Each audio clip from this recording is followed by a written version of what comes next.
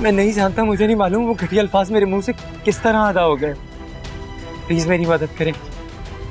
तुम सारे के सारे मर्द एक जैसे होते हो,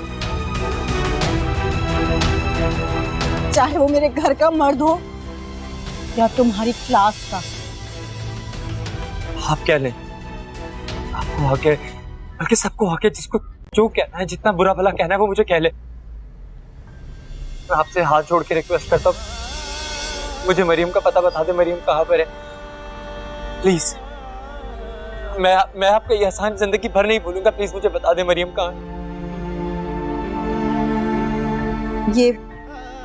ये खाना मैं उसी के लिए लेके जा रही हूँ, ये सामने ही उसका घर है। लेकिन देखो, तुमने ये जाहिर करना है कि तुमने मेरा पीछा किया है, वरना मरियम को शक हो जाएगा, वो मुझसे नाराज हो जाएगी। ठीक है, मैं बिल्कुल ऐसे ही करूंगा सिस्टर। ठीक है, फिर तुम यहीं पे रुको, मैं आती हूँ।